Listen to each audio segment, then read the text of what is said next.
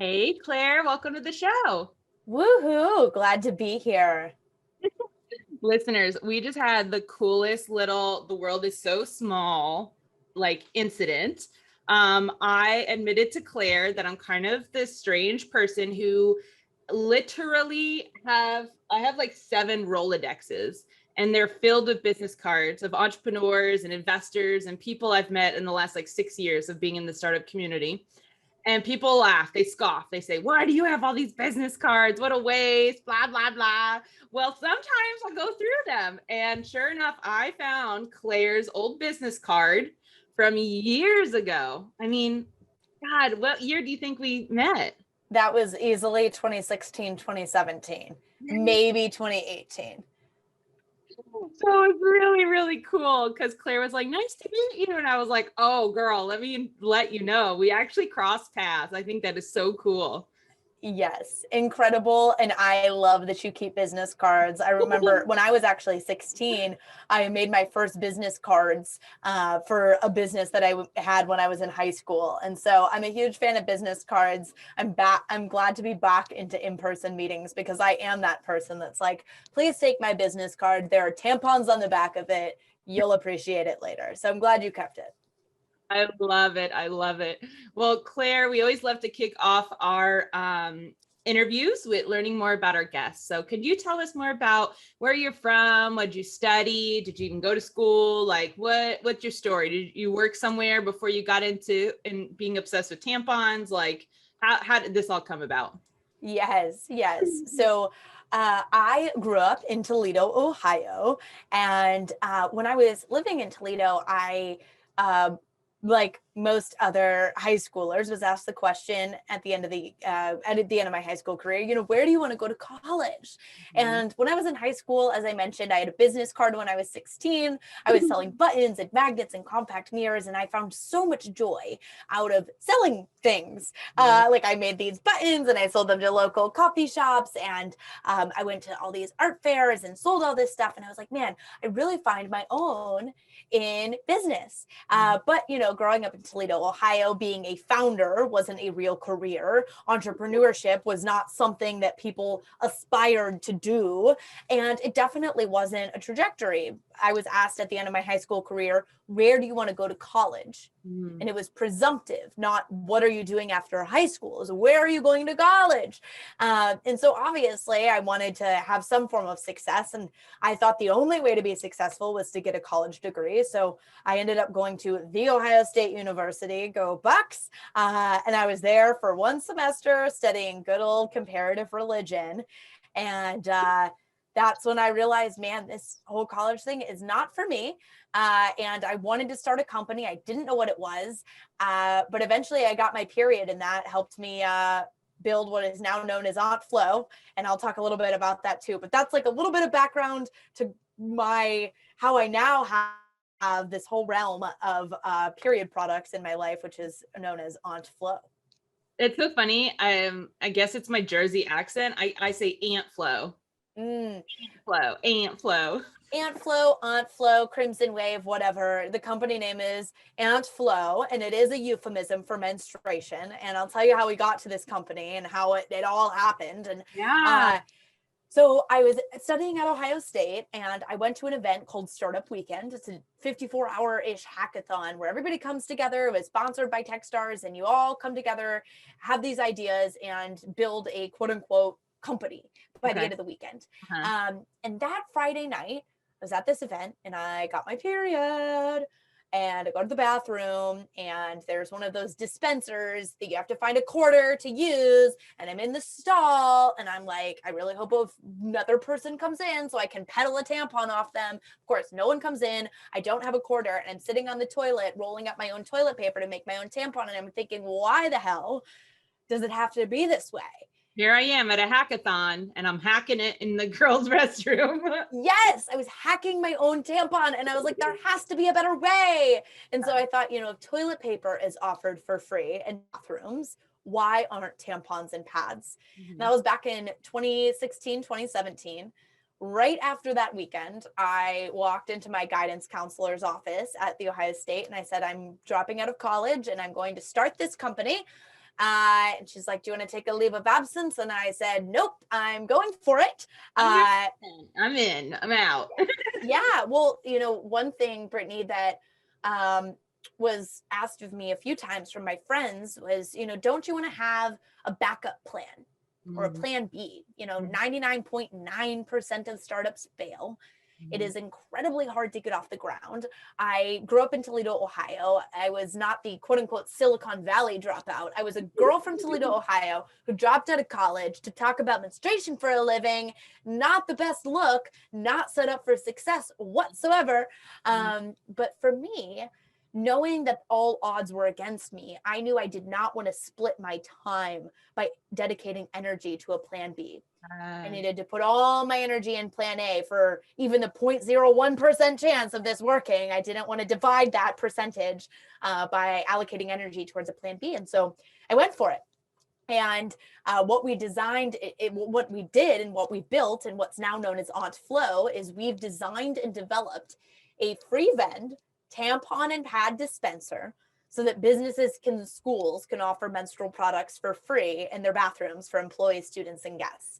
So that's the business. We support companies ranging from Princeton University to middle schools and high schools. Legislation has passed. We work with advocates all across the United States and across Europe to make sure that their businesses and schools and restaurants and bars and gyms all are stocked with OntFlow menstrual products. And that's what we do. All right. I have a lot of questions. That's my job to have questions, and I have. Yes, let's do it. So can you help us visualize, are you like just putting a basket with tampons in it, or are you literally innovating that metal box thing that we all know so well to be the tampon dispenser that also, by the way, has like the worst tampons? Like, I'm like, who sells these? They're like the cardboard maxi tampon. Yeah. I'm like, I can't even. But are you making a new machine, or is it just more of it's a basket with it available in there? Right. So, we are on the Femtech podcast where most folks are thinking about building their companies. Our MVP, or minimum viable product, back in 2018 was a basket. I wanted to test, our business is interested in this kind of solution. Our business is interested in investing in their employees and guests and students. And so I started out with just a basket, and businesses were interested. In fact, we sold to 250 business organizations across the United States in 2018 with these little boxes. And the feedback that we received was, Claire, this is great. There is no other solution right now, but we would really like a mechanism to reduce overusage, right? Like just picking up the box and taking it with you, right? Or how can we make sure, we like to call it overuse. Sometimes people take more than they need in one time, but I get it. But also period poverty is real. So also fuck it. If you need to steal the basket, I think at least is probably your thinking too. Yeah, sometimes people need to take more than one because they might be going to another event or doing more things, and they might be living at or below the poverty line, and this might be their only resource for menstrual products. And I'm excited to talk about period poverty. But in our situation, we said, okay, we need to make this a little bit more institutionalized, industrial grade. We want to make it easy to clean. We have to keep the janitor in mind, right? Because the janitor goes in and they restock the toilet paper and the paper towels, and we want to make it easy for them. And so, yes, we did innovate on the dispenser. So those old, archaic, rusty ass coin operated dispensers are on the outs because we developed a patent pending tampon and pad dispenser for our 100% organic cotton tampons and pads. So we have the dispenser that we sell to organizations, as well as the menstrual products that are designed to fit that dispenser. And you mentioned, like, nothing is worse than those like yucky, like cardboard applicator tampons. And they kind of have like, the best way that I can think to describe the cardboard applicator tampons is like a little bit of a muffin top, where like there's the tampon tube, and then the thing, like the tampon comes out the top, and it makes the insertion just really uncomfortable. And so I know that you're laughing. I love this. But I was like, we don't want to add plastic, right? We don't need to add more waste to our system. And so what we did is now we have we have cardboard applicator tampons, but not the yucky muffin top kind. It has a smooth tip, so it just makes the insertion real easy. Really go in without like scrubbing the inside of your vagina on the way up. Yeah, because we don't want to scrub. Yeah, that tampon was too big to even fit in the applicator, right? And like, there's a reason you can, I mean, obviously there's tampons without the applicator, right? You just put it in with your hand, whatever. But like, if you're going to have an applicator, let it not scrape my vagina on the way in. Like, can it cone on the top, please? Yeah. Yes, let it cone, and also let it not kill all of the sea creatures, right? Like, we don't need to have plastic. Like, there are solutions that can still be comfortable and still environmentally sound. And so that is what we do at AntFlow, is we holistically try to make the world better for people with periods and make the world better, full stop.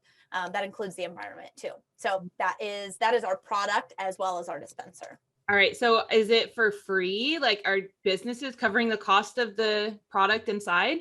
Right. So just like businesses purchase toilet paper to offer for free, they purchase AntFlow menstrual products and full system to offer for free to their employees and guests. And, when we were talking about this, as we were gearing up for our podcast, you were saying there's a variety or a large amount of our listeners are students, maybe in high school or at university. And what's really exciting is nearly all of our menstrual product programs at middle schools, high schools, and universities have been spearheaded by youth activists raising their hands and saying, hey, school, I'm attending here. And I know from AntFlow, because we've done the research, by offering free menstrual products in middle schools and high schools, it increases attendance significantly. And by significantly, I mean 2.4%, which sounds like a small percentage. But if you compare it, girls are missing school in the United States here, not just internationally, but here domestically in the United States by 2.4% more because they have their period. And by offering free menstrual products, it increased that attendance by 2.4%. And that's significant. And so when we say, yes, the products are offered for free to students, it's not just feel good. It actually has a real impact on performance and attendance in school. So that's how we think about it. Oh my gosh, I love it so much. Can you help us? Like, I always love to like kind of visualize it. So I'm throwing away the ugly metal box thing from like, I feel like the 1960s, including the tampons. I feel like they were in there for the last 4 decades before I gave it a quarter. What should I visualize with AntFlow's like dispenser? What does it look like? Yes, great question. So we actually have 3 different types of dispensers. And the dispenser models spell out period. It's very easy to remember. The first model is the Model P, which is pad only.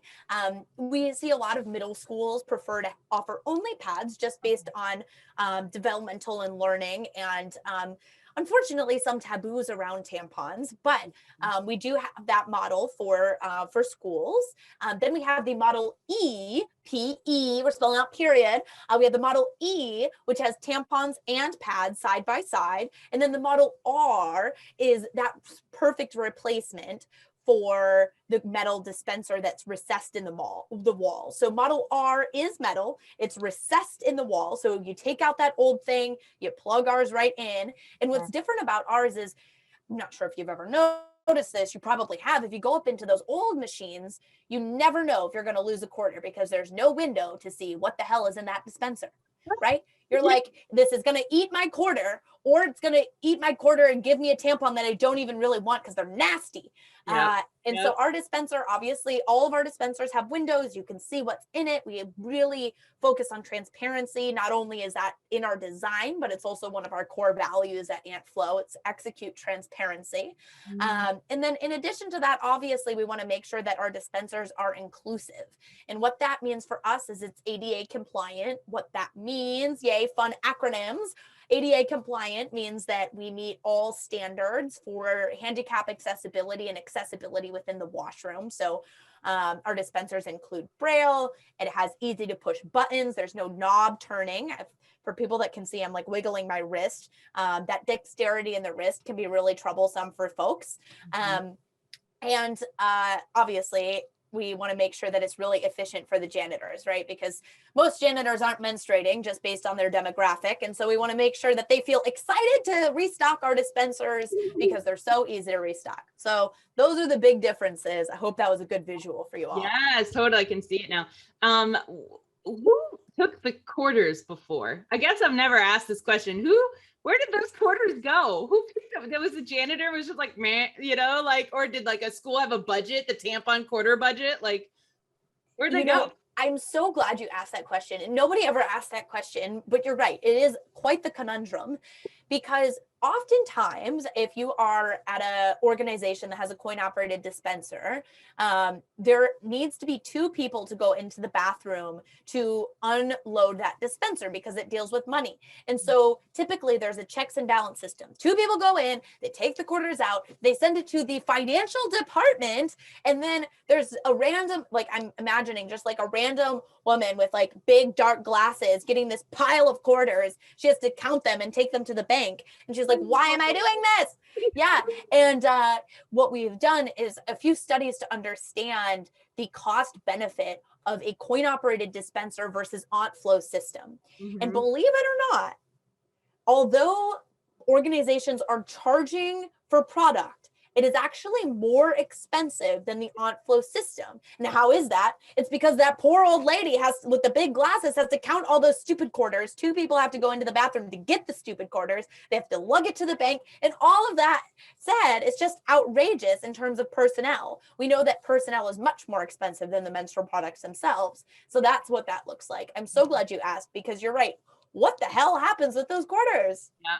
Well, if Femtech Focus has taught me to do anything, it's just to walk around the world and ask, was this made with vaginas in mind? Was this made with a breast in mind? And so often I'm like, no, I don't think so. Or like, I never questioned where those quarters went to. There's some tampon quarter fairy out there he has all the tampon quarters, but it's so interesting. It is probably more expensive. Yep. Some lady counting them out, putting them in rolls. It's ridiculous. Speaking of accessibility, do y'all do anything for folks that may want to use the men's room but are menstruators? Yes. So when we talk about not just women with periods, girls with periods, we specifically use the term people with periods. Mm-hmm. And it sounds like you're alluding to folks that may menstruate but don't identify as a woman, mostly transgender. And I'm actually proud of our organization. Back in 2016, we were the first product company to remove feminine hygiene from all of our product descriptions, all of our website, because what the hell is feminine hygiene? Like, genuinely, what does that word mean? And it's just like the quarter fairy. If you like really think about it, you're like, what does the term feminine hygiene mean? Yeah. It could be a boob cleaner. Yeah. What does it mean? What do you think it means? When I think feminine hygiene, I think clean vagina, which is an oxymoron because vaginas are clean on their own. Vaginas are like your eye. You don't have to wash it. Just splash some water if you need it, but otherwise don't fucking touch it. No soap, no nothing. And so it is kind of like feminine hygiene is just oxymoron because the vagina is self-cleaning, right? Right. And you can still have a vagina but not be feminine. And also like I'm going very scientific, like microbiome shit. But yeah, you're right. Also, you can have a vagina and not be, totally. And so when we think about this term, it just accentuates the taboo nature of menstrual products because it's not calling it what it is. It's like this workaround language to say like, not the thingy, it's feminine hygiene. And so instead of lady bits. Lady bits. And so we call the products what they are, menstrual products for people who menstruate. And when we think about accessibility to menstrual products, we do work with organizations to stock all bathrooms, or female bathrooms and gender neutral or gender equal bathrooms, or family bathrooms as well. Google, for example, they stock all bathrooms with AuntFlow tampons and pads. Netflix stocks all bathrooms with AuntFlow tampons and pads. Some universities stock female bathrooms as well as gender neutral bathrooms. But it's really important to remember, you know, when we think about the really looking at the full space and making sure that it's adequate for menstruators, when installing menstrual products in a male bathroom or a gender neutral bathroom, there also needs to be a disposal unit.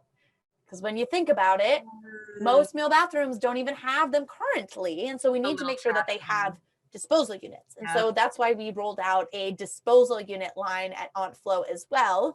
And it's not like that yucky metal disposal unit. It's touch free, so you don't have to touch the stupid little thingy and like try to get the tampon in the wax bag. It is so, it's like almost like, you know, that game that you play at the fair with the fish, and you like try to put the ping pong ball into the fish glubby glub thing, and you're like dangling that tampon into the wax bag, and you're like, I hope it gets in there. Yes. Oh yeah, I know. I mean, we have like handless everything. You can open shit with your face, but you still have to physically with your hands open up that little metal trash can in the ladies' bathroom. Yeah. Oh Lord. Oh gosh. Yeah. I mean, you're really making me question a lot of things. I personally, am on birth control that has let me not have to menstruate for like the last 5 years. That's my choice. It works really well for me. God bless it, whatever. So I have kind of been a little bit removed from this, but at the same time, it comes right back. You know, I'm like, oh yeah, like it hasn't changed the last 6 years and I haven't been menstruating. Like it looks the same. Yes, but hopefully over the next 6 years, we see dramatic improvements. And we can even see that from a legislation standpoint. So when you think about 6 years ago, there were no states that required middle schools and high schools to offer free menstrual products in the bathrooms. And now 6 states require middle schools and high schools to offer freely accessible menstrual products in 50% of the bathrooms. And this legislation is obviously legendary in the sense that it brings light to this situation. And it's not the nurse's office, right? Like imagine that trek. You get your period, you're in middle school, you have to do the walk of shame to the nurse's office. And the nurse is like, oh, sweetie, I'll take care of you. But meanwhile, you're bleeding and you're like, oh my gosh. And then you miss 15 minutes of class just like doing this walk around of the whole thing. Like 2 other kids there with fevers, or maybe they're faking it, but nevertheless they're there, and you have to be like, I have blood running down my leg. Yeah. Yes. Necessarily the most, like, you know, especially if she's busy and she's like, what do you want? You know, and it's just like, this is not conducive. My body's growing. I feel different. Like middle school, my God. Oh, it's hard right. years for your body getting used to it, you know? And remember, I mean, one of the most common questions that we receive as a company is, well, why don't you just bring your own? Can't you plan it? Mm-hmm. And for people that don't menstruate, I mean, that's a reasonable assumption, right? You've never had this peculiar thing. You're like, oh, it happens once a month.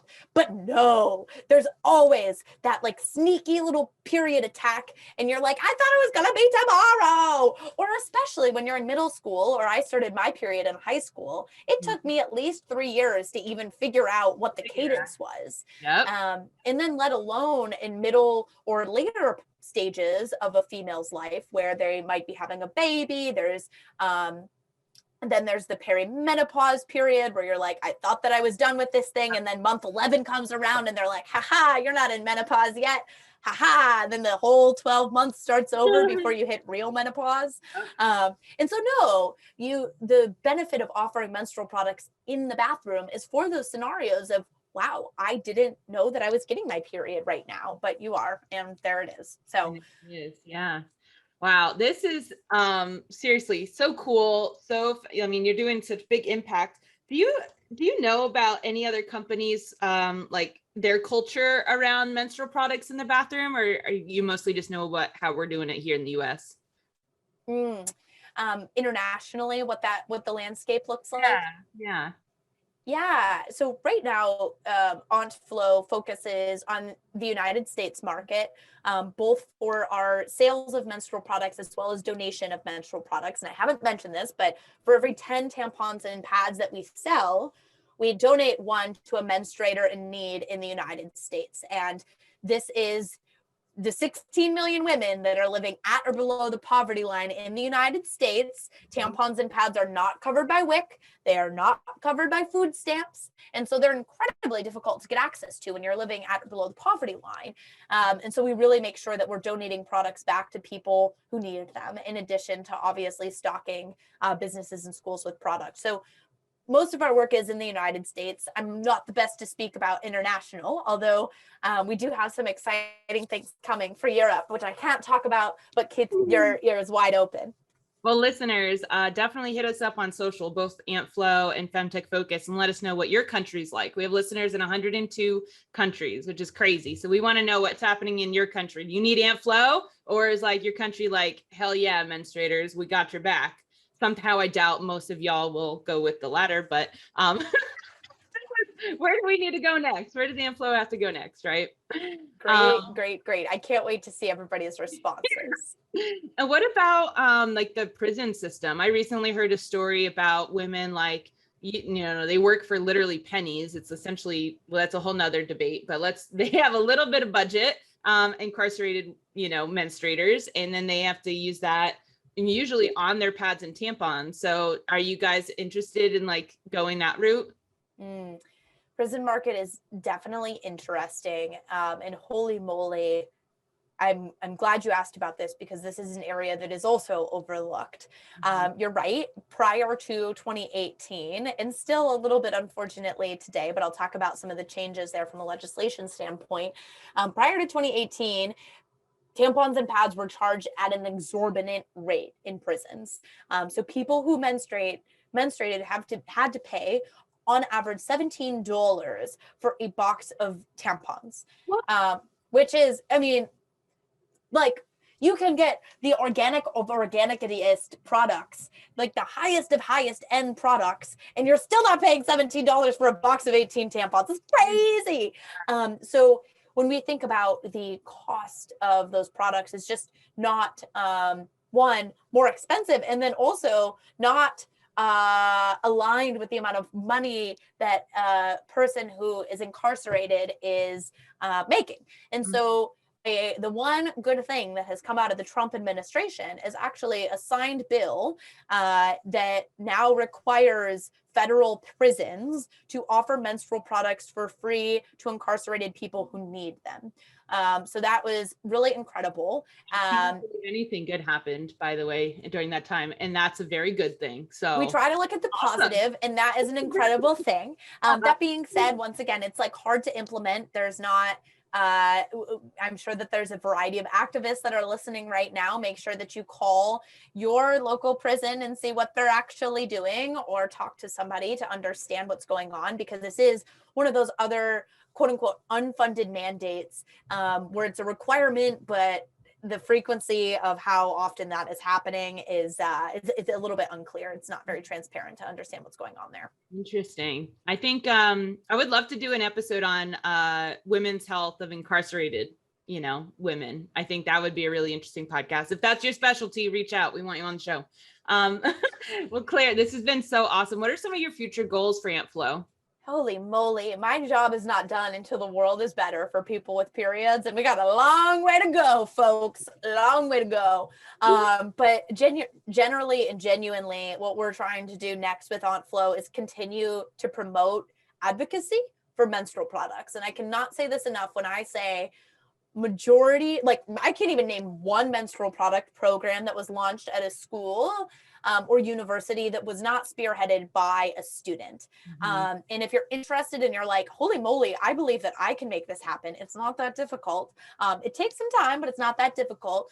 We have tons of resources on our website, goontflow.com, for folks that are saying, yes, I want to do this. We have had Girl Scout troops. We've had seniors in high school to do this for their senior class project. project. We've had university students bring it to their university for a part of their student government campaigning. It's really incredible the work that youth can do and achieve. And that's what I'm most excited for as we progress over the next few years, is how our next generations are really changing the entire menstrual space. I love it. We have two last questions our listeners really love. The first one is, we have a lot of aspiring femtech founders. So if someone wanted to start a femtech company, what is an area in women's health and wellness that still needs innovating? Oh, golly, love this, love this. I'm very interested in the menopausal space. I don't know what it is yet, but very interesting and not a lot of innovation there. Yeah, totally. Quick question about that. I mean, our listeners may hear the youth in your voice. May I ask how old you are? Yeah, I'm 24. 24, okay. I have not gone through menopause, although, and I think that this is part of the gap. When people start companies, the average age is 20s and 30s. And so at that point, most women have not gone through menopause. And so it's hard to solve problems that you don't experience yourself. And so I really hope that somebody can take on this challenge that does intimately understand the problems that folks that are experiencing menopause, perimenopause, postmenopause go through. Obviously, I'm not equipped to do that, but I'm interested in hearing your ideas. Listened, you heard exactly what I said without me saying it, because somebody brought it up to me recently that, you know, one of the issues with a male only founded femtech company, it's like, how can you innovate for women if they're not on the team? And then someone said, well, it's the same with like the age. If it's young girls doing a menopause company, I ask, you know, like, how can you? And it just like blew my mind. I was like, you're right. You know, if I'm all like male only team, you need a vagina. It's like woman, premenopausal team solving menopause. It's like one of y'all needs to have gone through it, y'all. Like, otherwise, like, how do you know what the real issue is? So it's just interesting. And you heard right through what I was putting out there. Yeah, that's a great point. Our last question is, what do you think the femtech industry as a whole needs the most right now in order to be successful?